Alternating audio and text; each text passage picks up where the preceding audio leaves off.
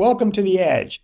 I'm joined by Koleman Strumpf, economics professor at Wake Forest University, to discuss presidential and political betting in the United States. Is it legal? And then what are these election prediction markets? They go back to the 1800s, if not earlier, that really some see as a backdoor way to bet on things like the presidential race, the upcoming race between the Democrat Kamala Harris and Republican Donald Trump. So if you would, first of all, thanks for joining me, Dr. Strumpf. If you would, where are we in the U.S.? I know in some non-U.S. jurisdictions, you can bet legally on the presidential race, political races, like you would a game between the New Orleans Saints and New York Giants. What's the legality in the U.S. right now on betting on politics? Not quite so straightforward as that. It's definitely not the case that if you are a sports bettor and you're used to making bets on your phone at FanDuel or DraftKings on NFL games or whatever, you can't do that with election betting. There are sites that exist, which we'll, I imagine, talk more about shortly, which allow you to make bets, but there's both the convenience and the legality are less clear, less strong than they are with sports betting. And then I should also add the amounts that you can oftentimes bet are more limited than sports betting. Yeah, and then we get, and thank you for that. We get into, because I know when you go to, a Dublin or somewhere like that, you can bet on Ontario, I think, so that leads to a real topical thing right now in the news with a court case, and also some confusion, I think, with a lot of people about what are these election prediction markets. University of Iowa has one, a university in New Zealand has one called Predicted, where you can wager, I guess, basically yes, no, Trump, Harris.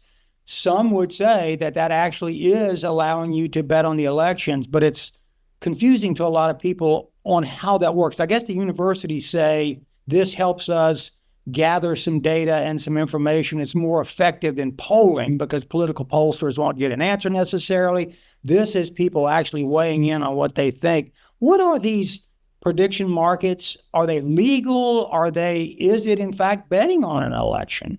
Right. So the two sites you mentioned, the Iowa market and Predicted, again, when I said the gray, I kind of will stick with that. They're kind of in a legal gray zone. They both have, from the Commodities Futures Trading Commission, which is typically the regulatory agency for futures markets, something called the no action letter. So a no action letter doesn't say you're a legal and regulated market like derivatives markets and corn futures and things like that.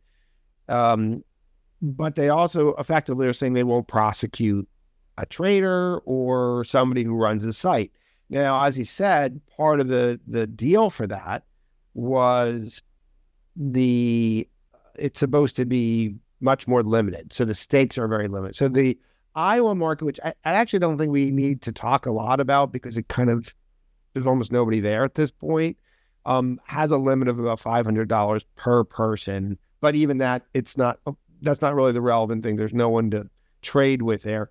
The Predicted site is generally much more active, and it has a limit, I believe, of $850 per market. So, for example, if you wanted to bet on the president, you could invest $850, and if you wanted to invest in which party would control the House, you could invest another $850. Now, depending on who you are, that's probably not a lot of money in terms of that's the most that you can bet.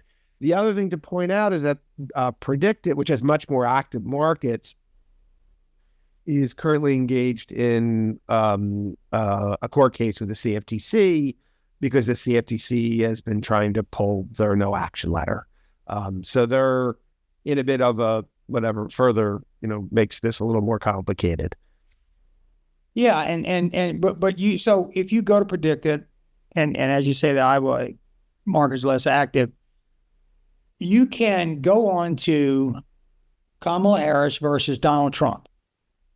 Yes or no? It's more of a, am I right? It's more of a yes or no bet. So then you can see the dollar, or usually in cents, CENTS, amount on each, and I haven't looked at what it is now, but like Donald Trump might be at so many cents, Kamala Harris at so many cents, and those fluctuate based on who's placing those yes, no. Do you call them wagers or whatever you call them? So it fluctuates, so you get a sense on who's ahead. Right. Right. Let me talk a little bit about the mechanics of betting on political betting. And there's nothing, I should say, there's nothing fundamentally different between betting on an election and betting on a football game. They're both, what I would call binary outcome. The 49ers win a football game, Harris gets elected president, same general idea. But the way almost every political betting market that I've ever seen is set up is what we call an exchange. You're starting to describe it. It's more like a financial market. So if you go to FanDuel, you're betting against FanDuel. FanDuel will provide you with a line. You can bet on either side of the line, but you are literally betting against FanDuel. With political betting markets, you're directly betting against another person. So the site, say Predicted, doesn't really do much besides provide a platform. And then on that platform, people can go and you can pretty much do two kinds of things.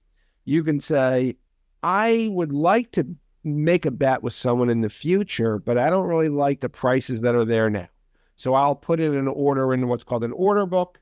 And I might say, I want to buy Trump for 47 cents, which for a share that would pay $1 if he gets elected president. And maybe no one is willing to sell me that share. Another person might come later and say, oh, I'm willing to sell that person a share of 47 cents.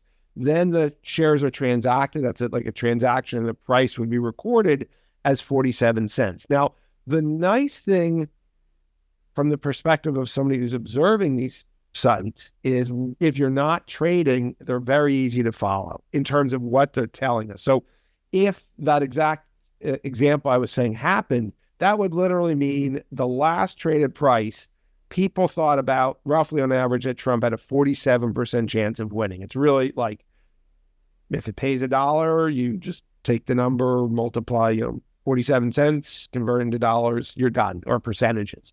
So they're pretty easy to follow in terms of what they tell us about the election outcome. The trading is a little more complicated if you're more, so I should point out, people who bet on sports and know the site Betfair in England, Betfair has both a bookmaker system, what we're typically used to in the United States, but they also have a very large exchange. It's exactly what I just described. So these either person-to-person betting, exchange, same thing, different words, is how these things are set up. So it's legal. It's legal in a way. Is it accurate to say it's legal to bet on the presidential race between Harris and Trump through these prediction markets? Well, it's a. I had to caveat everything I say by pointing out I'm not a lawyer, and then second of all to say at those two sites, and there are many other sites that allow you to bet on this election, ones that are much more well known, like Kalshi and Polymarket, which we might talk more about. And then even still at Predicted, it's a no action letter. So again, my understanding is, I don't know if I can use the word legal, but you won't go to jail or fined for it. So what word you'd like to insert in there is your choice. But it's definitely, and again, just to be very clear, as opposed to, I live in North Carolina. North Carolina has allowed legal sports betting since March of this year. I can go to FanDuel. It is 100% legal. I can go to DraftKings, 100% legal. There's no grayness about it. This is still a little, you're not going to get in trouble for it, but it's, a little unclear. Yeah, and I know those universities say we use this to you can tell when an ad runs or when there's some controversial statement or some scandal, you can actually see the markets move more quickly. Can I give you a real quick example Absolutely. that might ring home with people listening? So to me, I do that all the time, exactly what you just said. And here's an example of how I used it. Like, the markets provide long-term information, but these kind of very short-term information that you're providing, I think is pretty neat. In July, I was at home with my son on a Saturday night, and we turned on, we have Max, HBO, which is also on CNN, and there's a big banner at the top: President Trump shot. And we're trying to figure out what's going on. So my son starts trying to watch the cable shows and looking at different news channels and seeing what's going on. I immediately open up one of these betting markets and I see two things. The first is that Trump's price, well, one thing that has two meanings, I guess I should have said. Trump's price went up about 5%. So I can conclude two things in about 5 seconds from looking at that. One is that he was not gravely injured. And second of all, probably something happened in the immediate aftermath that seemed favorable to him, which was presumably his fist bump. Yeah. And I could see all this within the 5 seconds of opening up this market. It took my son, I don't know, hours to figure any of this out. If you watch the news, they don't tell you any of that relevant information. Either they don't know, they don't tell us, I'm not sure. But the markets, much like sports betting, once you get familiar with them, you can look at the market and figure out what's going on pretty fast. Yeah, and like you say, you're limited to the amount you can put in. You can't, like Mattress Mac betting 10 million or whatever through DraftKings or FanDuel. You can't do that with these prediction markets. Well, let me just note. So it's probably a good time just to mention these two other sites. So there's a site, Kalshi, that wants to open up a market, and they're trying to get approval from the CFTC, and they're engaged in litigation with the CFTC. They basically want to have unlimited markets, but at this point, everything's in a legal limbo. There's another site called Polymarket, which is a crypto-based site, and they do not technically allow U.S. bettors, but anyway, I'll leave it at that. Their markets are pretty big. So, for example, the biggest market is who will get elected president. Oh, I should say, Polymarket.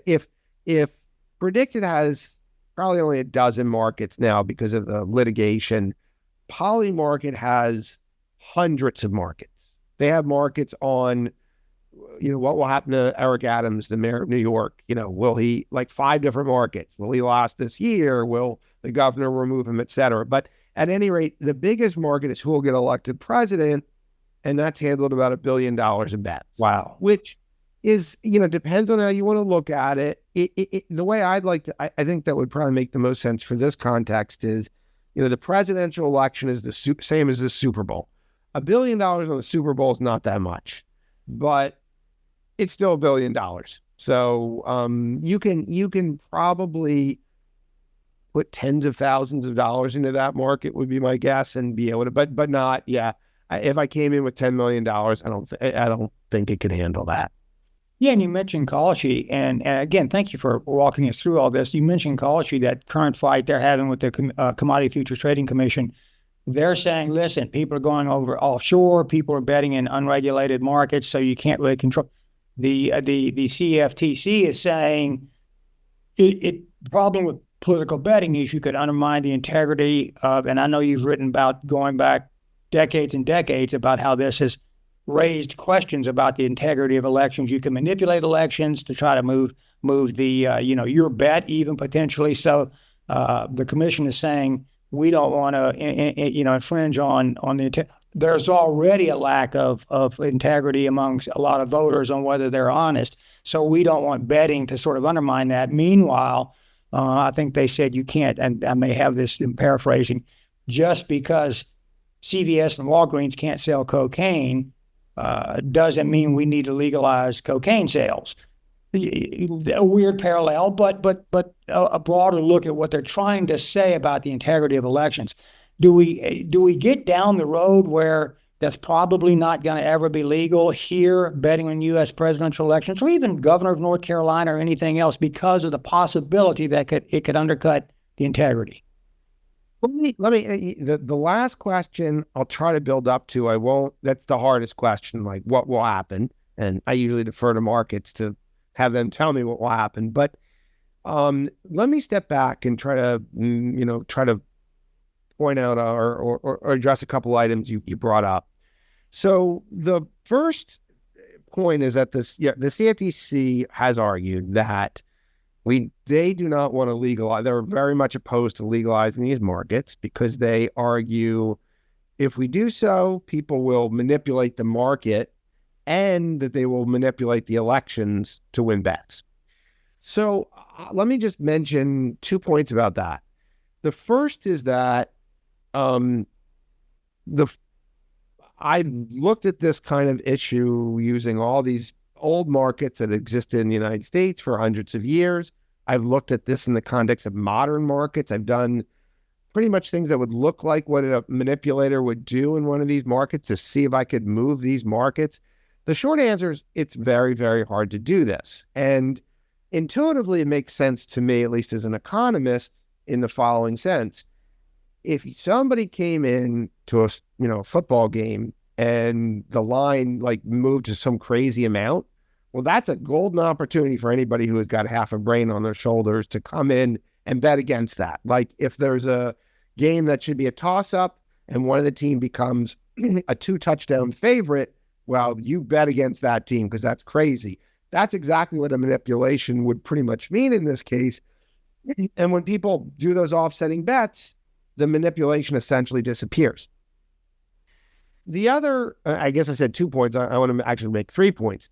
The second point is the thing that the CFTC has really been arguing about is not the financial market manipulation. That's literally most of their day job is looking at financial markets and seeing if people are doing nefarious trading. So they're very experienced with this. Even if it's wheat futures, elections, it wouldn't matter. What they're trying to, in my view, kind of scaremonger with is that it'll change something with elections, that people will manipulate an election to win a bet. And I would argue that, again, I don't see any evidence of this in any of the work I've done looking at hundreds of years of these elections. And secondly, that if they really wanted to, the incentives for all that already exist right now. In other words, if there was a way for me to change the presidential election, I don't know exactly what that would be, I could go to the stock market and make millions of dollars, probably. So these markets will never be as big as the stock market. So I don't see how this adds to any of that kind of incentive. And then the very last thing, I've kind of keep adding to this, is something you alluded to, and I think is extremely important here, which is whether the CFTC legalizes and regulates these markets, they won't disappear. And again, the exact analogy is sports betting. It's not that prior to 2018, there was no sports betting in the United States outside of Nevada. There was billions, depending on your guests, 10 to 100 billion to $1 trillion of sports betting. It just was illegal and or offshore. And if we're concerned about all the things the CFTC says they're concerned about, presumably the better way to make sure that kind of stuff doesn't happen is to put it above board and legalize it and regulate it. So we're not going to get, like, if the CFTC says no, it's still going to exist. It's going to exist in other countries. It's going to exist in all sorts of different ways that people will find ways of betting on this. And even in prediction markets. And yeah, so, and I think I garbled that CVS and Walmart example. It's more along the lines of, they were saying you can buy cocaine on the streets. It could cause all kind of harm and unregulated. Let's regulate it and let CVS and Walgreens sell. I think that's more the art. I think I mistaken. And this is, I'll just say the thing any card-carrying economist would say. To me, the real parallel, if we're going to specifically go down that route, is prohibition. And my view has been, regardless of your view of alcohol, whether you think it's a fun, we should be allowed to do what we want to do, or you're philosophically, religiously, morally opposed to anyone drinking, having a prohibition as a policy was a failure. It didn't work because when there's a great demand for an activity, supply will arise to meet it. And, our period of prohibition was not a period of success, I would argue, for the United States. Again, I would say the same thing applies here. And to me, at least, the dangers are not one of cocaine, not to that level of danger, for sure. is having, in my view, having these markets. Yeah, yeah. So bottom line, thank you for joining me. And before we sign off, let me try to put a bow on it in a way that may frame it. And I hope I'm not oversimplifying, because there is so much confusion about what people can do in terms of betting on U.S. presidential elections, because you can do it legally in non-U.S. markets and illegally, as you said, elsewhere, as you could with sports betting outside of Nevada before 2018, and still can. Is it fair to say, simply in very simple terms, you cannot bet legally on politics, Harris versus Trump, or anything else, governor of North Carolina, whatever, currently in the U.S. through commercial betting operators, FanDuel, DraftKings, BetMGM, Caesars? You cannot do that in the U.S. But if you are inclined to place a wager that's not going to get you prosecuted, that's not going to get you thrown in jail, that will pay you off because they're run by operations through universities that have some legitimacy. And they're not all run through universities, but they have some legitimacy. They will pay you, unlike possibly some offshore site. You can go onto those sites, bet Harris, bet Trump.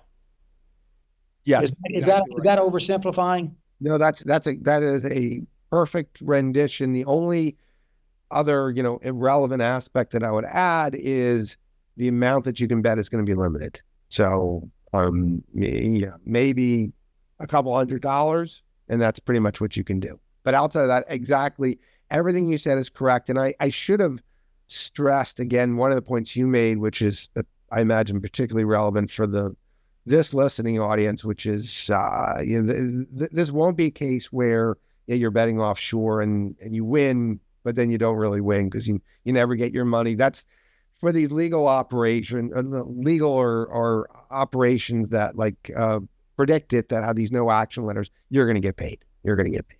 Yeah. Dr. Koleman Strumpf, thank you so much for being with me today. I really appreciate you clarifying all that, because there's been a lot of confusion. I think we may have hit it what the facts are. And so thank you so much.